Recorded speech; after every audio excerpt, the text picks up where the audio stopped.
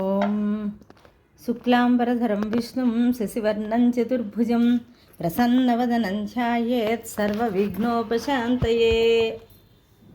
కార్తీక పురాణం 2వ అధ్యాయం. సోమవార వ్రత మహాత్మ్యం. జనక మహారాజా, కార్తీక మాస మహాత్మ్యం విన్నవారికి మనోవాక్కాయ కర్మల నుండి విడుదల కలుగుతుంది. కార్తీక మాసంలో సోమవార వ్రతం ఆచరించేవాడు పరమశివుని అనుగ్రహానికి పాత్రుడై శివ సాయుధ్యాన్ని పొందుతాడు. కార్తీక మాసంలో చేసే స్నాన దాన జపాదులు అశ్వమేధాది యాగ ఫలితాన్ని ప్రసాదిస్తాయి. ఈ వ్రతాన్ని 6 విధాలుగా చేయవచ్చు.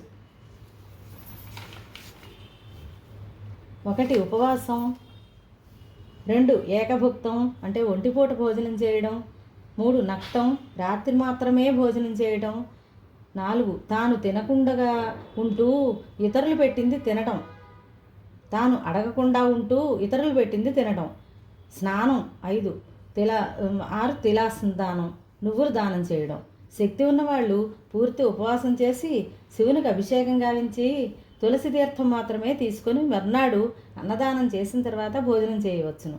అందుచేత ఉపవాసం చేయగలవారు ఉపవాసం చేయటం అన్ని విధాలా మంచిది. ఉపవాసం చేయలేని వాళ్ళు ఉదయాన్నే స్నానం, జపం, దేవతారాధన మొదలైన వాటిని యథావిధిగా చేసి మధ్యాహ్నం భోజనం చేసిన తర్వాత రాత్రి మాత్రం భోజనం చేయకూడదు. పండ్లు పాలు తీసుకోవచ్చు. ఈ విధంగా చేసేదాన్ని ఏకభుక్తం అంటారు. 3వ పద్ధతిలో ఉదయాన్నే స్నానం, జపం, అభిషేకం, పితృదేవతారాధన మొదలైన వాటిని నిర్వహిస్తూ పగలంతా ఉపవాసం చేస్తూ పురాణం పఠనంలో కాలం గడిపి రాత్రి నక్షత్ర దర్శనం చేసిన తర్వాత భోజనం చేయాలి. ఆ విధంగా చేసేదానిని నక్తం అంటారు. 4వ పద్ధతిలో పగలంతా ఉపవాసం ఉండి ఎవరిని ఏమీ అడగకుండగా సాయంత్రం ఎవరైనా అడగకుండా పెట్టిన దానిని తినటం వల్ల కూడా సోమవార వ్రతం చేసినట్లే అవుతుంది. దీన్ని అయాచిత వ్రతం అంటారు. 5వ పద్ధతిలో మంత్రయుక్తంగా స్నాన జపాదులను గావించవచ్చును. 6వ పద్ధతిలో కార్తీక సోమవారం నాడు నువ్వులు దానం చేసినను వ్రతం చేసినట్లే అవుతుంది. నువ్వుల దానం వల్ల పాపాలు తొలగుతాయి. అందుచేత తిలాదానం చేయటం చాలా మంచిది. ఈ 6 పద్ధతుల్లో ఏదో ఒకటి ఆచరించకపోయినట్లయితే కుంభీపాక నరకం ప్రాప్తిస్తుంది. అనాథ స్త్రీలు ఈ వ్రతం చేయటం వల్ల విష్ణులోకాన్ని పొందుతారు. కార్తీక మాసంలో పగలంతా ఉపవాసం చేసి భగవదారాధనలో కాలం గడిపి రాత్రి నక్షత్రాలను చూసిన తర్వాత భోజనం చేస్తూ ఈ విధంగా 5 సోమవారాలు అంటే పంచనక్తం చేసిన వాళ్ళు శివ సాయుధ్యం పొందుతారు. పంచనక్తం ఆచరించేవారు నమక చెమక సహితంగా రుద్రాభిషేకం చేస్తూ ఉండాలి. ఈ సందర్భంలో ఒక కథ చెబుతాను, విను. దీన్ని వింటే సకల కలుషాలు కరిగిపోతాయి. పూర్వం కాశ్మీర దేశంలో ఒక పురోహితుడు ఉండేవాడు. అతనికి నిష్ఠుర అనే పేరు గల ఒక కూతురుంది.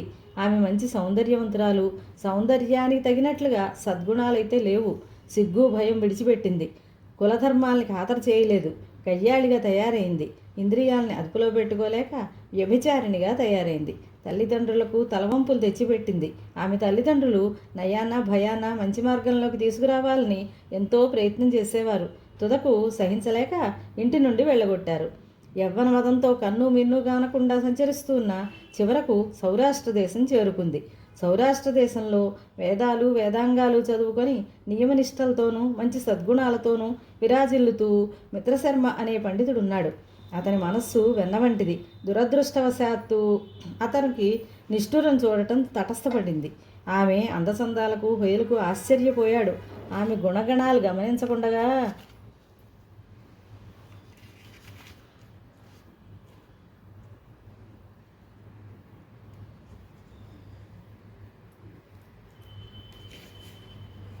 మనసిచ్చి పెళ్లి చేసుకున్నాడు. పరిణయం 10 పలుల పంట అనే నానుడు కూడా అతనికి స్ఫురించలేదు. కొంతకాలంగా వాళ్ళిద్దరూ కులాసాగా కాలం గడిపారు. భర్త మంచితనాన్ని, దయార్ద్ర హృదయాన్ని నిష్ఠుర గమనించలేకపోయింది. పుట్టుకతో వచ్చిన బుద్ధి పుడకలతో కానీ పోనట్లు తన వ్యభిచారి బుద్ధిని విడిచిపెట్టలేకపోయింది. ఆమె దుష్ప్రవర్తనను అత్తమామలు భరించలేక చివరికి కొడుకుకు నచ్చచెప్పారు. మిత్రశర్మ తన భార్య మీద గల మమకారంతో ఆమెను ఏమీ చేయలేకపోయాడు. అభిమానం అడ్డు రావడం వల్ల ఇక చేసేదేమీ లేక అత్తమామలు ఇల్లు విడిచి వెళ్ళిపోయారు. అత్తమామలు ఇల్లు విడిచిన తర్వాత నిష్ఠురకు పూర్ణ స్వాతంత్రం లభించింది. ఆమె ఆగడాలకు అంతులేకపోయింది. ఆమె చేసే పనులు భరించలేక భర్త ఒక మాట అంటుంటే ఆమె 10 మాటలు అంటూ ఉండేది.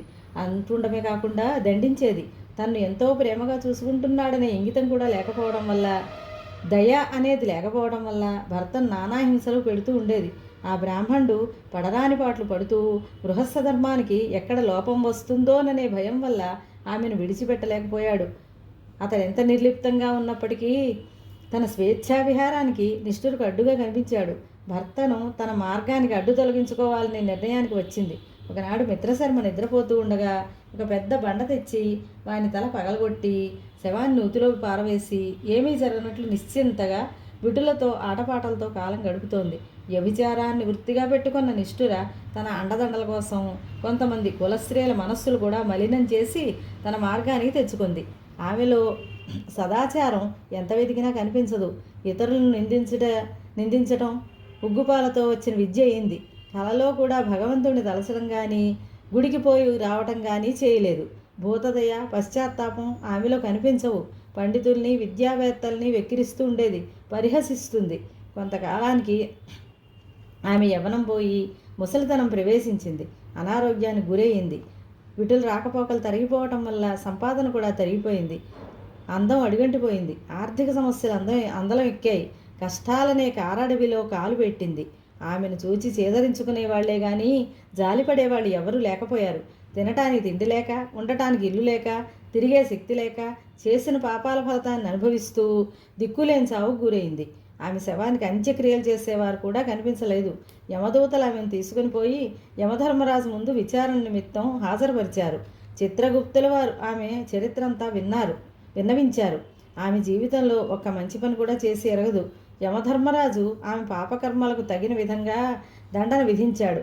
యముని ఆజ్ఞానుసారం యమభటులు ఆమెను ఎర్రగా కాలిన ఉక్కు స్తంభాన్ని కౌగిలించుకునేటట్లు చేశారు. క్షణికమైన సుఖం కోసం వ్యభిచారం చేస్తే యమలోకంలో యమభటులు అనుభవించజేయాల్సిన శిక్ష ఏమిటో అప్పటికి కానీ ఆమెకు అర్థం కాలేదు. బాధ భరించలేకపోయింది. ఆమె తన భర్తను తల పగలగొట్టినందుకు, చంపినందుకు శిక్షగా యమదూతలు ఆమె తల పగిలేటట్లు మోదారు.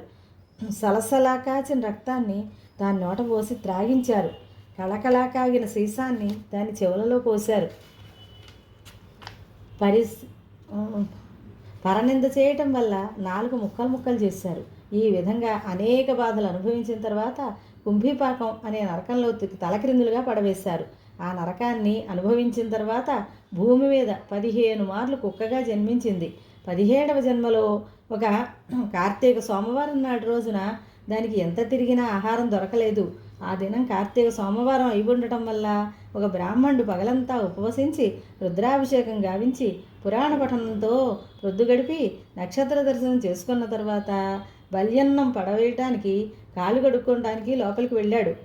ఆకలితో నకనకలాడుతూ ఉన్న ఆ కుక్క బల్యన్నం చూడగానే దాని మీద కురికి తినడం ప్రారంభించింది. ఆ బల్యన్నం తింటూ ఉండగానే దాని పూర్వజన్మ వచ్చింది. దాంతో ఆ కుక్క బ్రాహ్మణుణ్ణి, ఓ మహానుభావ, నన్ను కాపాడు అని పిలిచింది. బ్రాహ్మణుడు వెనక్కి వచ్చి కుక్క పిలుపులు విని గ్రహించి ఆశ్చర్యంతో నీవెవరివి అని అడిగాడు. అప్పుడు ఆ కుక్క తన కథంతా చెప్పి, ఓ మహాత్మా, నీవు ఇచ్చిన బలిభోజనం వల్ల నాకు పూర్వజన్మ స్మృతి కలిగింది. దీనికి కారణం ఏమిటని అడిగింది. ఆ బ్రాహ్మణుడు దివ్య దృష్టితో విషయమంతా గ్రహించి, ఓ సుని, ఈరోజు కార్తీక సోమవారం కదా, నీవు పగలెల్లా ఆహారం దొరకక ఉపవాసం చేసి నక్షత్ర దర్శనానంతరం నక్త భోజనం చేశావు. దాని ఫలితంగా నీకు పూర్వజన్మ స్మృతి కలిగింది.